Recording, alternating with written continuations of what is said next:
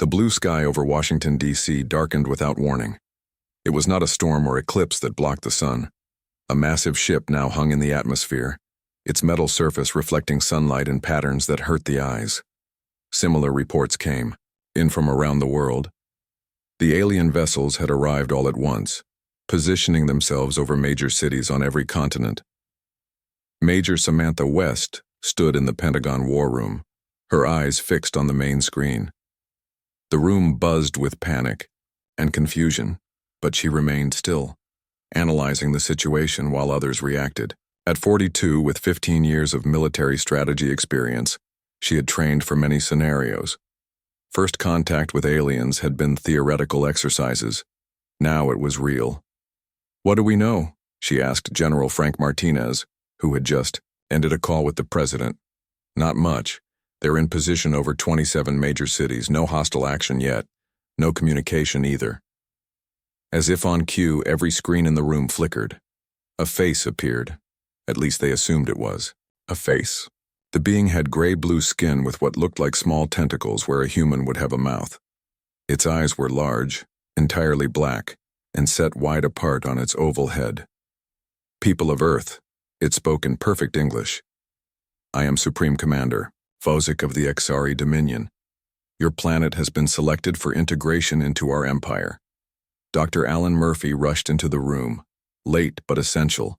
As the nation's top xenolinguistics expert, he had been helicoptered in from his university lab. He watched the alien with wide eyes, already taking notes. "This is not a request," the alien continued. "It is an inevitability. You will surrender 30% of your planet's resources.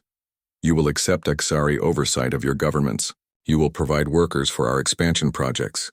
You have 72 Earth hours to prepare for these changes." The transmission cut off abruptly. "They're broadcasting this message in every language on every frequency," said a young communications officer. "The whole world is seeing this." Samantha turned to Dr. Murphy.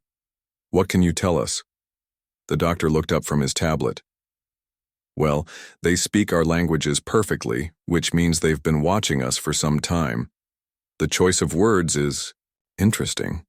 They didn't say they would destroy us if we refuse. They called our integration inevitable. That suggests confidence but possibly also limitations." General Martinez frowned. "Limitations won't matter if their weapons are advanced enough.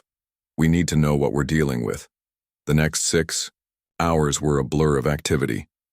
World leaders gathered in emergency sessions, military forces went on high alert, and Captain Daniel Green, commanding the USS Liberty, the newest American destroyer, received unusual orders. "You want me to do what, sir?" he asked over the secure line. "Get close enough to scan that thing," General Martinez repeated. "We need to know its capabilities, but do not engage. I repeat, do not engage." The Liberty moved into position in the Atlantic, where one of the smaller alien ships hovered over the water. Captain Green, a steady man with a reputation for cool thinking, ordered his crew to run every passive scan they could. "Sir," his sensor officer called out, "I'm detecting something strange. Their shield system, I think that's what it is, has a pattern to it. Every 7 minutes there's a fluctuation on the lower quadrant." Green studied the readings carefully. "Record everything. This could be important." At the Pentagon, Samantha West met with a hastily assembled team of military strategists and scientists. The room was tense as they reviewed what little information they had. "The ship over Beijing just moved closer to the city," reported an officer. "No weapons fire, but it seems to be scanning their infrastructure." Dr. Murphy was correlating language, patterns from repeated broadcasts. "There's something off about their communications," he said quietly. "They're using intimidation tactics common in human psychology. If they're so advanced, why rely on such basic approaches? And there's inconsistency in their terminology." Samantha latched onto this. "What kind of inconsistency?" "They've referred to themselves as both the supreme power in the galaxy and the dominant force in this sector." "That's a meaningful difference." Hours passed. Reports came in from around the world. The aliens had started landing smaller craft in remote areas, taking soil and water samples. They made no attempt to communicate further, ignoring all human broadcasts. The United Nations Security Council convened an emergency session. The debate was heated: surrender or fight. Many argued that submission was the only way to avoid extinction. Others insisted humanity must stand its ground. In his university lab, now operating as an extension of military intelligence, Dr. Murphy worked through the night analyzing every alien broadcast. At 3:17 a.m., he called Samantha directly. "Major A. West, I've found something. The Exari have mentioned 7 other species they've conquered. I've been cross-referencing their descriptions with the message patterns. They used identical ultimatums word for word in each case. They're working from a script," Samantha realized. "Exactly. And more importantly, there's a reference to one species that fought back. The Exari called them foolish. But there's a stress pattern when they mention this race. I believe they're worried about us doing the same." Captain Green's report came in next.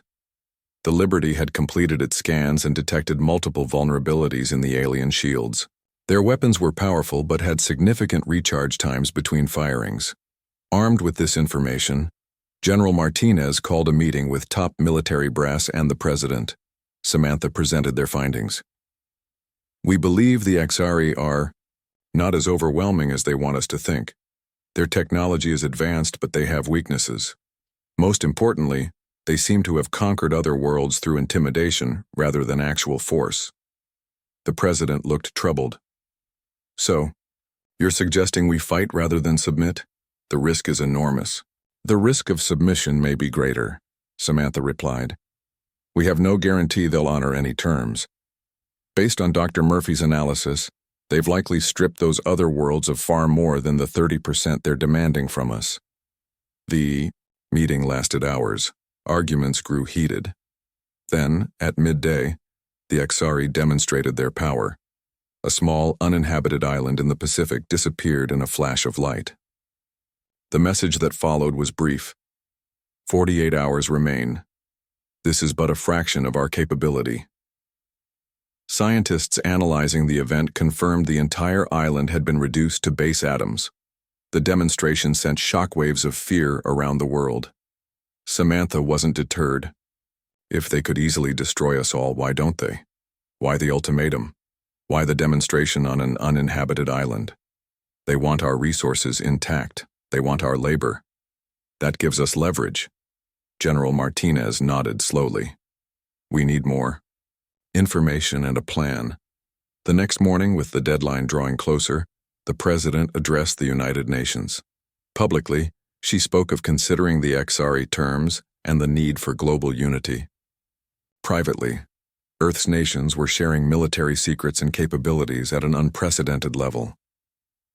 As the second day of the alien presence dawned, Major Samantha West stood at the window of her office, looking up at the massive ship that now blocked much of the sky over DC. She felt small but not defeated. Humanity had faced extinction-level threats before: disease, climate change, nuclear war, and had always found a way forward. Her phone rang. It was Captain Green. "Major, we've confirmed it. Their shield system has a predictable weakness. If we hit them at exactly the right time, in exactly the right place, we might have a chance." Samantha took a deep breath. "Then let's make sure we don't miss." The world waited with fear and hope as the second day under the Exari ships began. In public, world leaders spoke of peace and cooperation. In secret, they prepared for war. Lisa Blackwell had not slept in 36 hours. Her lab in the Nevada desert buzzed with activity as engineers and scientists worked on weapons that might pierce alien shields. At 45, Lisa was the top weapons developer for the United States. Her hands moved quickly over the keyboard as she ran another simulation. "It could work," she said to no one in particular. "If Captain Green's data is correct about the 7-minute shield fluctuation, we can modify our nuclear delivery systems to exploit that weakness." A young engineer looked up from his station. "But we would need perfect timing across multiple launch sites. Even a few seconds off and it won't work." Lisa nodded. "That's why we need Samantha's team to coordinate the global response." At the Pentagon, Major Samantha West led a video conference with military leaders from China, Russia, India, the European Union, and a dozen other nations. For the first time in human history, former enemies shared their most secret military capabilities without hesitation. The Exari shields are strongest over their weapon systems, explained the Chinese general. But Captain Green's data shows the lower quadrant weakness appears at the same time on all ships. Samantha pointed to the rotating 3D model on their screens. If we hit every ship simultaneously during that exact moment, we might disable their offensive capabilities before they can react. The Russian commander frowned. And if we fail, they will destroy our major cities in retaliation. If we do nothing, we become slaves, Samantha replied simply. While the military planned, Dr. Alan Murphy made a breakthrough. He had been analyzing all Exari communications, looking for patterns and hidden meanings. In his cramped office, surrounded by screens displaying alien language samples, he suddenly sat up straight. "They're lying," he whispered, then reached for his phone to call Samantha. 30 minutes later, he stood before the Joint Military Command explaining his discovery. "The Exari have mentioned 7 species they've conquered. I've analyzed the specific terms they use when referring to these species. They consistently use possessive words, our Kandar workers or our Frezal resources. But there's one exception. When they mentioned the Tarkal species that supposedly fought back and lost, they use different language patterns." General Martinez leaned forward. "What does that mean, Doctor?"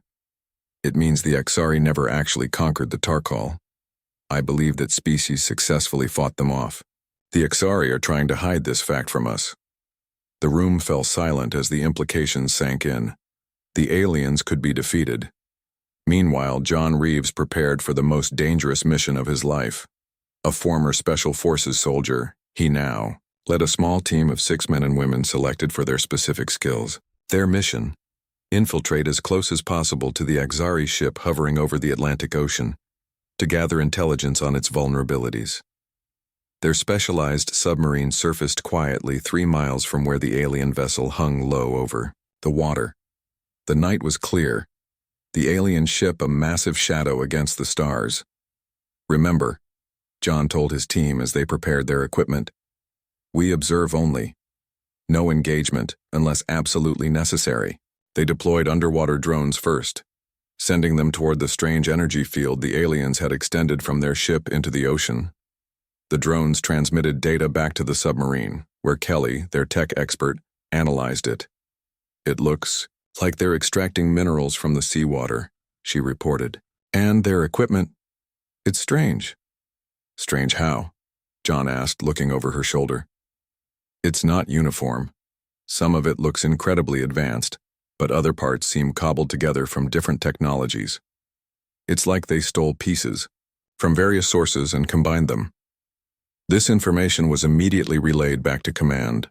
Dr. Murphy quickly connected it to his own findings. "The Exari technology is inconsistent because they didn't develop it themselves," he explained to Samantha and General Martinez. "They've been stealing technology from other species they've encountered. That explains the variations in their systems and the weaknesses we're detecting." As the clock ticked down to the Exari deadline, Lisa Blackwell's team completed their modifications to Earth's nuclear arsenal. The new delivery systems were designed to activate precisely during the shield fluctuation window. "It's ready," she told Samantha over a secure line. "But we'll only get one chance." With 18 hours remaining before the Exari deadline, world leaders gathered once more. The President of the United States addressed the assembled group. "Have 2 choices before us. Surrender and hope the Exari keep their word, or fight with everything we have. Based on the intelligence we've gathered, I believe we must choose to fight." The vote was unanimous. Operation Firestorm was approved. Samantha worked with military commanders around the world to synchronize their attacks. Every nuclear-capable nation would target the alien ship nearest to them. Conventional forces would stand ready to deal with any smaller craft the Exari deployed. Lisa oversaw the final preparations for the weapons launch. "Remember," she told her team, "the timing must be exact. 7 minutes and 10 seconds after the hour, every time, the shields weaken for approximately 3 seconds. In his lab, Dr. Murphy continued to monitor Exari communications. 6 hours before the deadline, he detected a surge in transmissions between the ships. "They're getting nervous," he told Samantha when she came to check on his progress. "They expected us to start surrendering by now. Their communications show confusion over our delay tactics." "Good," Samantha replied. "The longer they're off balance, the better our chance of surprising them." John Reeves and his team returned from their mission with crucial information. The Exari had deployed ground sensors around their water extraction equipment, but these sensors had clear blind spots. And most importantly, they had observed smaller Exari moving around outside their ship. The aliens were not physically imposing, about the size of human children, with thin limbs and large heads. "They rely on their technology for strength," John reported. "In physical terms, they don't appear to be natural warriors." As the final hours ticked away, humanity prepared for its most important battle. Every television and radio on Earth broadcast the same message from a united front of world leaders. "We are considering your terms and will respond by your deadline." But in military bases across the globe, missile crews stood ready. Fighter pilots waited in their cockpits. And in a secure bunker, Samantha West watched the clock count down. 3 hours until their deadline, General Martinez noted. 2 hours until ours, Samantha replied. The attack would begin before the aliens expected an answer. Lisa Blackwell checked her calculations one last time. The nuclear weapons had been modified to penetrate the shield weakness and detonate inside the Exari energy field. If it worked, the explosion would disable their ships long enough for conventional weapons to target critical systems. "May God help us all," she whispered as she authorized the final launch preparations. Humanity was about to answer the alien ultimatum with fire. 1 hour before the Exari deadline, Earth struck first. The attack began with a signal from General Martinez's command center, sent simultaneously to military bases around the world. Missile silo doors slid open, submarine launch tubes prepared. Fighter jets took off from hidden runways. Commander Olivia Bell climbed into her F-35 fighter jet, her heart racing despite years of training. As leader of America's newly formed Space Combat Wing, she would lead the first wave of aircraft once the missiles had done their work. "Alpha Squadron, check in," she said into her helmet mic as her jet roared down the runway. One by one, her pilots responded. They were the best of the best, chosen from air forces around the world. Their mission was simple but nearly impossible. Once the nuclear strikes damaged the Exari shields, they would fly close enough to target the alien ship's weapon systems, with specialized missiles. At the Pentagon, Samantha West stood beside General Martinez watching the global operation unfold on multiple screens. Each screen showed a different Exari ship hovering above a major city. Small dots represented Earth's missiles currently hidden from alien detection by flying low and slow. 2 minutes until shield fluctuation, announced a technician. Samantha touched the small cross hanging around her neck. She wasn't particularly religious, but today she needed all the help she could get. In a communications center nearby, Steve Harper made final adjustments to the global jamming system. A shy man who preferred computers to people, he had created a program that would flood Exari communications with noise at the exact moment of attack. "Jamming systems ready," he reported through his headset. His fingers hovered over the keyboard, waiting for the signal. 1 minute to shield fluctuation, the countdown continued. In their ships, the Exari remained confident. They had given hundreds of ultimatums to worlds across the galaxy. Some fought back, most surrendered. None had succeeded against them. They did not expect the coordinated attack that was coming. 30 seconds. Lisa Blackwell watched from her lab in Nevada, surrounded by screens showing the missile trajectories. Her modified warheads needed to hit the shields at the exact moment of fluctuation. Even a second too early or too late would mean failure. 15 seconds. Captain Daniel Green stood on the bridge of the USS Liberty, positioned just outside the range of Exari sensors. His ship would launch its missiles slightly before the others as they had farther to travel to reach their target. 10 seconds. "Launch," Green ordered. and felt his ship shudder as missiles streaked into the sky. Around the world, at precisely calculated intervals, other missiles launched. They climbed into the sky toward the alien vessels. 5 seconds to shield fluctuation. Initiate. Jamming, General Martinez ordered. Steve Harper pressed the key. Instantly, every frequency the Exari used filled with static and random signals. In their ships, the aliens suddenly couldn't communicate with each other. Shield fluctuation now. The Exari shields followed their regular pattern, weakening slightly at the lower quadrant for exactly 3 seconds. It had never mattered before, as no species had ever noticed this flaw, but humanity had noticed, and timed their attack perfectly. The first nuclear missile struck the shield at its weakest point. For a split second, nothing happened. Then the warhead detonated. The specialized design focused the explosion inward, punching through the momentary gap in the shield. Across the globe, other missiles did the same. 27 nuclear explosions lit up the sky, each one carefully contained to minimize damage. To the Earth below, the light was blinding, even in daylight.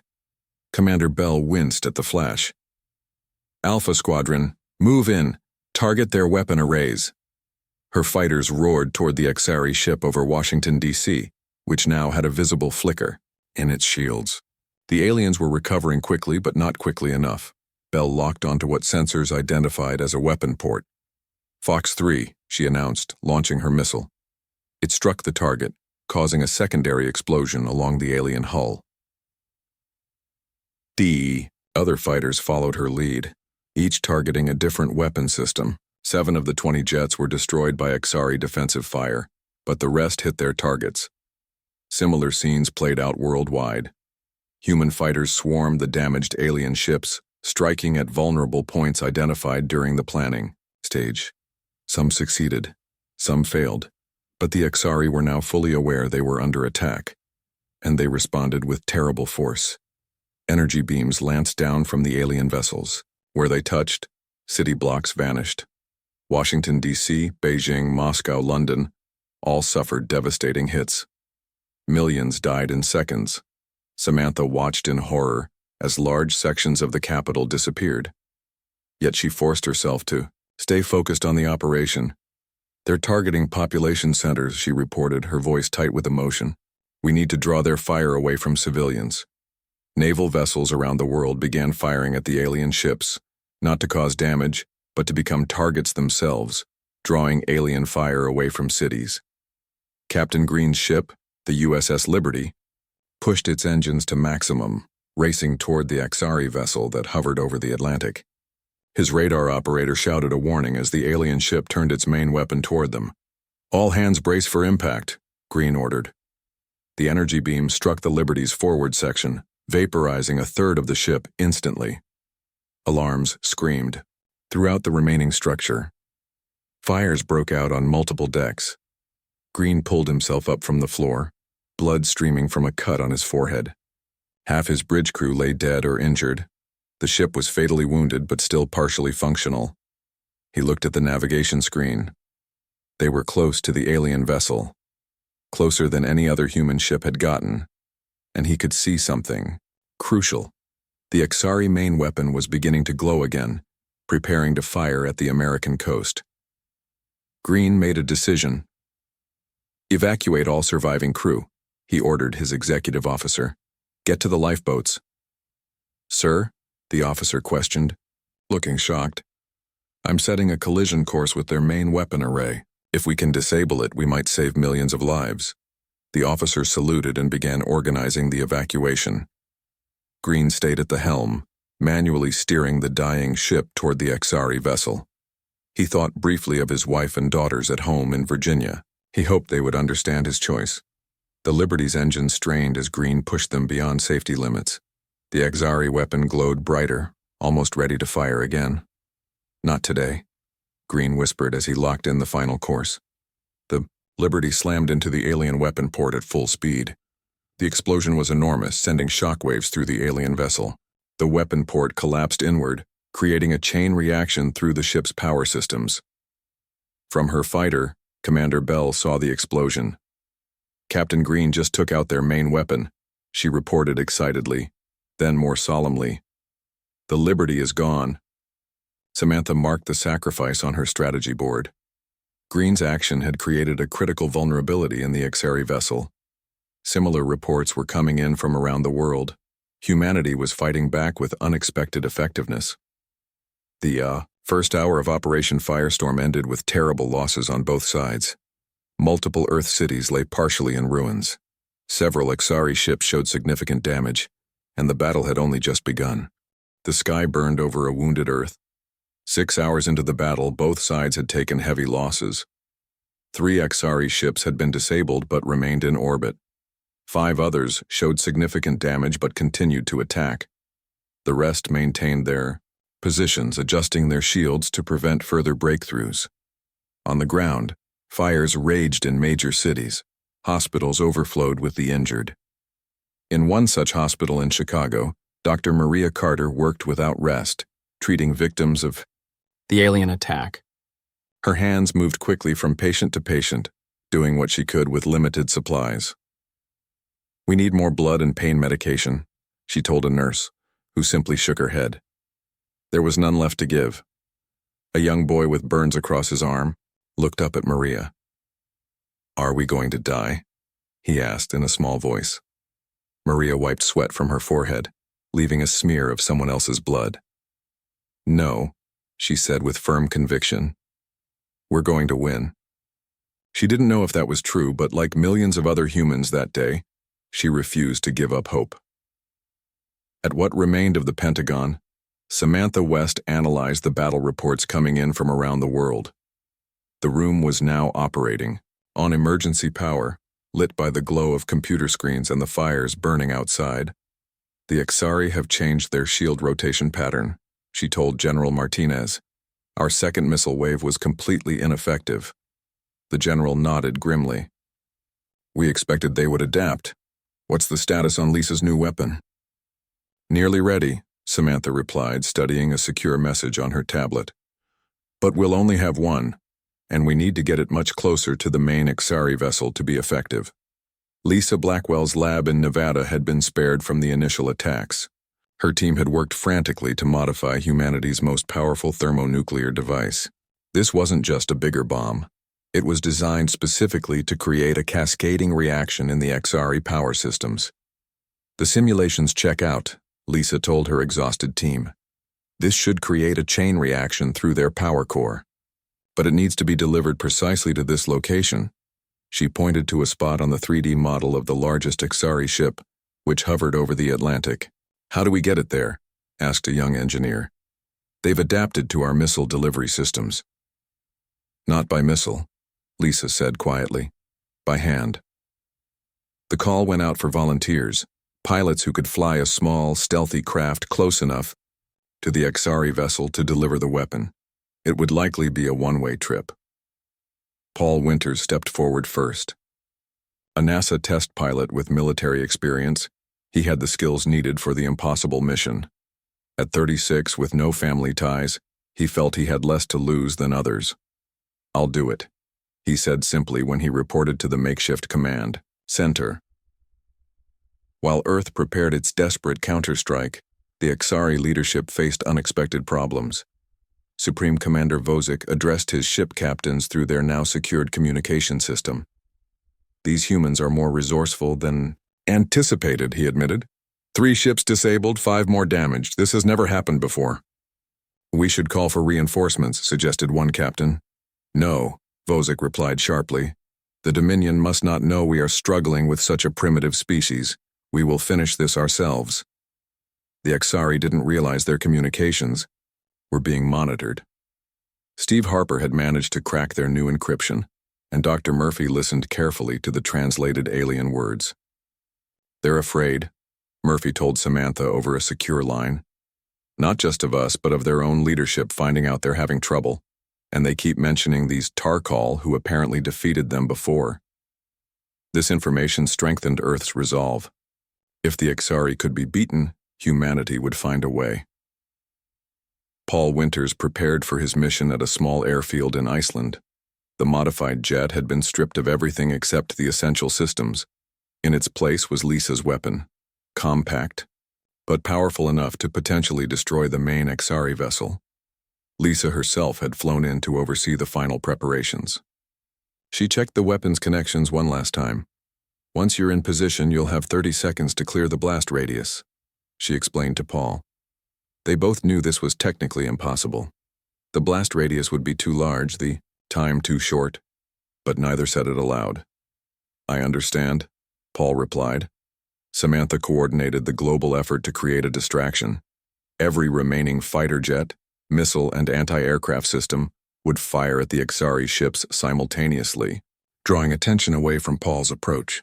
"All units in position," she reported to General Martinez. "Waiting for your command." The general looked at the strategic display, showing the remains of Earth's military forces positioned around the globe. So many had already been lost. But they had hurt the HFY badly too. "Begin Operation Burning Sky," he ordered. Across the world, humanity launched its remaining weapons. It was not the coordinated precision of the first attack. This was a desperate, all-out assault designed to occupy the HFY defenses. Paul's jet took off during the chaos, flying low and fast across the Atlantic. The small craft had been covered with experimental radar-absorbing material.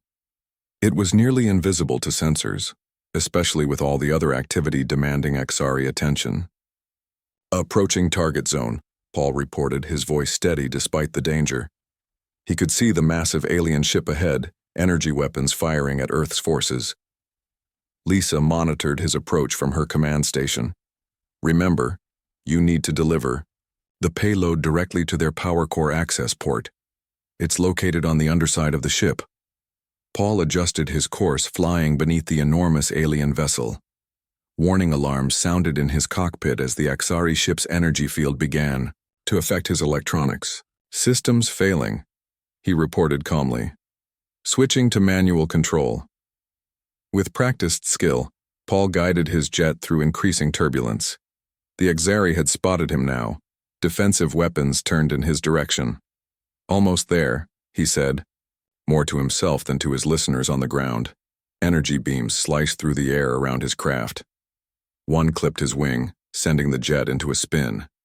Fighting the controls, Paul managed to stabilize just enough to maintain his course. The target came into view, a glowing blue section on the underside of the ship that matched the schematics Lisa had prepared. "Target in sight," Paul reported, preparing to deliver payload. He armed the weapon as energy beams converged on his position. His jet took another hit, engines failing. "Payload away," were Paul's final words as he released Lisa's weapon. His jet erupted in flames a moment later, destroyed by HFY defenses. But the weapon continued on its trajectory, striking exactly where Lisa had calculated. For a moment, nothing seemed to happen. Then a small explosion blossomed against the alien hull, seemingly insignificant against the massive ship. Lisa held her breath, watching the sensor readings. "Come on," she whispered. 3 seconds later, a much larger explosion erupted from within. The HFY vessel, then another, and another. A chain reaction spread through the ship's power systems, just as Lisa had predicted. The night sky lit up with the brightness of a new sun as the main HFY ship's power core went critical. The explosion was visible across half the planet, a new star briefly burning in Earth's atmosphere. When the light faded, the main HFY ship was gone. And across the planet, the remaining alien vessels suddenly ceased firing. "They're retreating," Samantha announced, watching the tactical display in amazement. "The remaining ships are pulling back to high orbit." A cheer went up in command centers across the world. But Samantha didn't join in. She knew this wasn't over yet. And the cost had already been terrible. 3 months after the battle, Earth was both healing and preparing. The destruction had been massive. Over 30 million dead, countless more injured, and major cities partially in ruins. But humanity had survived. And more importantly, humanity had won. The remaining HFY ships had fled the solar system after their main vessel was destroyed. Their final transmission was brief. "This is not over." Earth took the threat seriously. Samantha West stood at the window of her new office in what remained of the Pentagon. Construction crews worked around the clock to rebuild, but it would take years to erase all signs of the attack. Not that anyone wanted to forget. The world had changed forever the day the XRE came. Major West, a young officer said from the doorway. General Martinez is ready for you. Samantha nodded and followed him to the conference room where Earth's new Defense Council met. Representatives from every major nation sat around the table. Old enemies now worked as allies with a common purpose: to ensure Earth would never again be vulnerable. The salvage teams have recovered more XRE technology, General Martinez began as Samantha took her seat. The pieces are being studied at research centers around the world. Kyle Bennett, a young engineer who had shown remarkable skill at understanding alien technology, stood to give his report. At just 28, he had become the head of Earth's reverse engineering program. "We've made significant progress," Kyle said, his excitement barely contained. "The XRE propulsion system uses principles we theorized but couldn't implement. With what we've learned, we can advance our space technology by at least 50 years. Similar reports came from other teams. Weapons, shields, communications. Humanity was quickly adapting XRE technology for its own use. But more important than the technology was the information. Dr. Alan Murphy had spent the months since the battle studying the data recovered from damaged XRE ships. He had pieced together a remarkable picture of the galaxy beyond Earth. The XRE control approximately 17 star systems, he explained, showing a map on the large screen. But they are not the dominant power they claim to be. They're more like interstellar pirates, preying on worlds that can't defend themselves. He pointed to several points on the map. These stars mark worlds currently under XRE control. Based on their records, the inhabitants are essentially slaves, providing resources and labor. The room was silent as the implications sank in. Samantha was the first to speak. "And these Tarkal that defeated them? What do we know about them?" Murphy smiled slightly. "They're from this system here. They fought off an XRE invasion about 30 Earth years ago, and according to the records, they have been quietly building a coalition of worlds to oppose the XRE. Potential allies," Martinez noted. "Exactly," Murphy agreed. "And we now have the ability to contact them." Lisa Blackwell entered the discussion. In the months since the battle, she had shifted her focus from weapons to space travel. "The XRE faster-than-light drive is surprisingly simple once you understand the principles," she explained. "We've already built a prototype using salvaged components. Within 6 months, we could have a ship capable of reaching the Tarkal homeworld." The representatives debated the implications. Some argued for focusing entirely on Earth's defenses. Others pushed for reaching out to potential allies. In the end, they agreed to do both. Construction began on Earth's first true warships, incorporating XRE technology with human innovation. Orbital defense platforms were deployed around the planet, and work progressed on a ship designed specifically for first contact with the Tarkal. Meanwhile, life on Earth adapted to the new reality. Schools taught children about alien species and space travel alongside traditional subjects. Universities offered degrees in xenoengineering and interstellar relations. Artists created works inspired by humanity's first contact and victorious battle.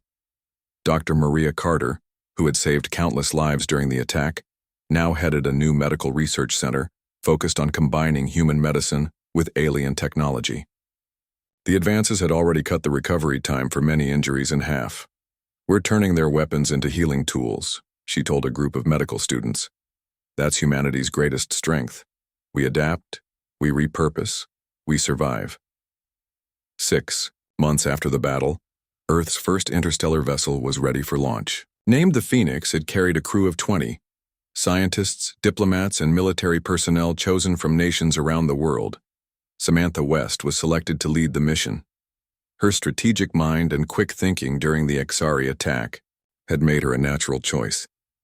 She stood on the bridge of the Phoenix looking at her crew as they prepared for launch. "Our mission is clear," she told them. "We will contact the Tarkal and other species oppressed by the XRE. We will form alliances. and together we will ensure that no world ever faces the threat of Xari domination again. Kyle Bennett sat at the engineering station monitoring the ship's systems. Dr. Murphy occupied the communications console, ready to use his knowledge of alien languages. A dozen other specialists filled the remaining positions. General Martinez spoke from Mission Control on Earth. Phoenix, you are cleared for launch. Godspeed. Samantha took her seat in the command chair. Engage engines. The Phoenix rose smoothly from its launch pad. Unlike the bulky rockets of the past, the new ship hovered on Xari-derived gravity technology before accelerating upward through the atmosphere. Earth fell away below them, a blue and white jewel against the blackness of space. Much of the planet still showed scars from the battle, darkened regions where cities had been hit, altered coastlines where energy weapons had struck the sea. But there were also signs of recovery. Green was returning to burned areas. Lights shone from rebuilt cities. Humanity had not only survived but was pushing forward. As the Phoenix reached the edge of the solar system, Lisa's voice came through from the engine room. FTL drive ready when you are, Major. Samantha looked at the view screen one last time, taking in the sight of her home planet growing smaller in the distance. Set course for the Tarkal homeworld, she ordered. Let's introduce ourselves to the Bu galaxy. The stars on the view screen stretched into lines as the Phoenix made its first jump to faster-than-light speed. Earth was no longer alone and no longer defenseless. Humanity had answered the Xari ultimatum with fire, and in doing so had claimed its place among the stars. Behind them, Earth continued its preparations. More ships were under construction. Defensive systems grew stronger each day. And in schools around the world, children looked up at the night sky with new understanding. The Xari had threatened humanity with subjugation. Humanity had responded by taking its first steps toward becoming a power in the galaxy, not as conquerors but as liberators. The fire with which Earth had answered would become a beacon of hope for oppressed worlds throughout the stars.